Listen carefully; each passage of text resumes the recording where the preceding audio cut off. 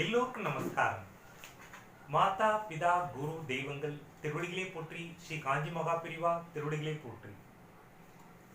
ஒழுக்கம் விழுப்பம் தரலான், ஒழுக்கம் உயிரினும் ஓம்பப்படும்.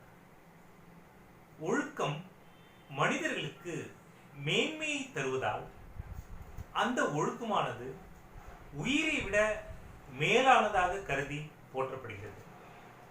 வள்ளுவர் பெருமானின் அறநெறிகளை பின்பற்றி வாழ்க்கையில் நாம் முன்னேறும். அன்பு பாரத தேச மக்களே, அன்பு தமிழ் நெஞ்சங்களே, இப்ப நம்ம யாருக்கையாவது சுதந்திரம் யார் வாங்கி கொடுத்தாங்கன்னு கேட்டா எல்லோருமே என்ன சொல்லுவா? காந்தி வாங்கி கொடுத்தாரு அப்படின்னு சொல்லுவார். ஆனால் காந்தி அவர்களையும் தாண்டி லட்சக்கணக்கான கோடிக்கணக்கான மக்கள் நமது பாரத தேசத்தின் சுதந்திரத்திற்காக தன் இன்னுயிரை கொடுத்து இருக்கிறார்கள். பல பேரோட பேர் நம்மளுக்கு எல்லாம் தெரிஞ்சிருக்கு. ஆனா பேர் தெரியாம எவ்வளவு தியாகிகள் இருந்திருக்கின்றார்கள். அப்பேற்பட்ட ஒரு தியாகியை பற்றி தான் இன்று தினமணியில் ஒரு முக்கியமான செய்தி வந்திருக்கின்றது. அந்த தியாகியின் வரலாற்றினை படிக்கும் பொழுது நமது கண்கள் குளமாகின்றன.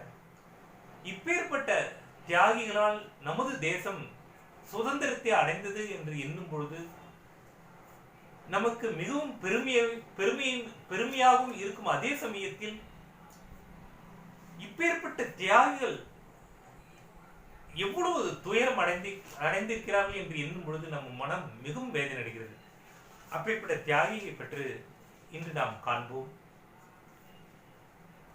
நாகர்கோவிலைச் சேர்ந்த தமிழ் அறிஞர் பேராசிரியர் ராஜாராம் அவர்கள் கொடுக்கும் செய்திதான் இது.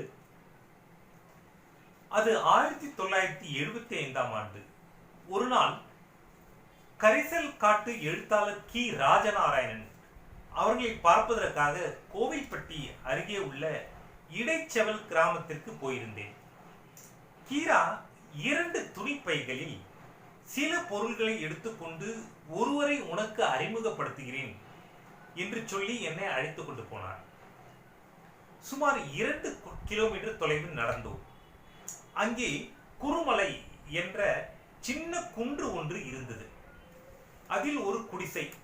அந்த குடிசையில் நரைத்த முடி மார்பில் விழ ஒரு மனிதர் தனியாக அமர்ந்திருந்தார். கீரா அவரது கால்களில் விழுந்து வணங்கினார். நானும் அவ்வாறே செய்தேன். பின்னர் தான் கொண்டு வந்திருந்த துணி பைகளை அவரிடம் ஒப்படைத்தார் கீரா. அந்த பைகளில் அரிசி, பருப்பு, காய்கறிகள் இருப்பது அப்பொழுதுதான் எனக்கு தெரிந்தது. ஒருவர் பார்த்தபடி சிறிது நேரம் பேசிக் கொண்டிருந்தார்கள். கீரா அந்த பெரியவரிடம் என்னை இவர் ஒரு தமிழ் ஆசிரியர் என்று அறிமுகப்படுத்தினார். உடனே அந்த பெரியவர் என்னிடம், நீங்கள் தமிழ் ஆசிரியராக இருப்பதால் உங்களிடம் ஒரு வேண்டுகோள். ஏன்ற அளவிற்கு மகாகவி பாரதியை எல்லோரிடமும் கொண்டு செல்லுங்கள் என்று கூறினார். செய்கிறேன் ஐயா என்று சொல்லிவிட்டு அவரிடமிருந்து விடைபெற்றோம். வருகிற வழியில் யார் இந்த பெரியவர் என்று நான் கீராவிடம் கேட்டேன். இந்த மனிதர் ஒரு செல்வந்த வீட்டு பிள்ளை. 1942ஆம் ஆண்டு பள்ளி படிப்பை முடித்துவிட்டு கல்லூரியில் இன்டர்மீடியட் படித்துக் கொண்டிருந்த பொழுது காந்தியடிகளால் ஈர்க்கப்பட்டு வெள்ளையனே வெளியேறு போராட்டத்தில் குதித்தார். ஒருமுறை கோவில்பட்டியில் நடந்த ஒரு போராட்டத்தின் மீது யாரோ ஒருவர் அரசு கருவூலத்திற்கு தீ வைத்துவிட போலீசார் இவர் மீது சந்தேகப்பட்டு இவரை பிடித்துக் கொண்டனர். தீ வைத்தவர் யார் என்று இவருக்கு தெரியும். ஆனால் அவரை காட்டிக் கொடுப்பதற்கு இவர் மனம் இடம் கொடுக்கவில்லை.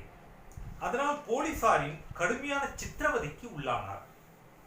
அந்த கயவர்கள் இவரை நிர்வாணப்படுத்தியதோடு மட்டுமல்லாமல் இவரது தாயாரை அழைத்து வந்து அந்த நிர்வாண கோலத்தை அவரிடம் காட்டியிருக்கிறார்கள். இந்த வெள்ளைக்காரங்க எவ்வளவு கொடுமைப்படுத்திருக்காங்க பார்த்தீங்களா? எவ்வளவு கீழ்த்தரமா நடந்திருக்காங்க வெள்ளைக்காரர்கள்.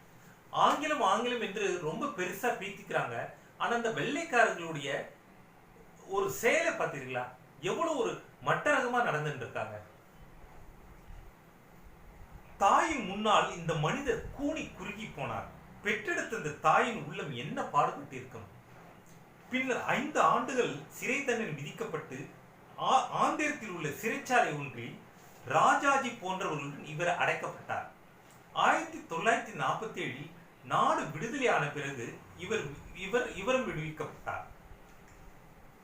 இவர் ஊர் வந்து சேர்ந்ததும் தாயார் முன் தான் அவமானப்படுத்தப்பட்ட அந்த சோக நிகழ்வை இவரால் மனதினால் மறக்க முடியாமல் மனம் மிகவும் வெதும்பி வீட்டை விட்டு வெளியேறிவிட்டார். பின்னர் இந்த குறுமலையில் ஒரு குடிசை அமைத்து இங்கே தங்கி துறவற வாழ்க்கை வாழ்ந்து வருகிறார். இவரை அறிந்த ஒரு சிலர் மட்டும் அவ்வப்போது சாப்பாட்டிற்காக சில பொருள்களை வாங்கி கொடுக்கிறார்கள். இவரை ஐயா, சாமி என்று மட்டுமே அழைப்பதால் இவரது உண்மையான பெயர் கூட வெளியில் யாருக்கும் தெரியாது என்று கீரா சொன்னார். பேராசிரியர் ராஜாராம் இதை சொல்லி முடித்த பொழுது அவரது கண்களில் கசிந்து உருகின. இப்படி வெளியுலகத்துக்கு தெரியாமல் எவ்வளவு சுதந்திர தியாகிகள் நமது தேசத்தில் இருக்கின்றார்கள்.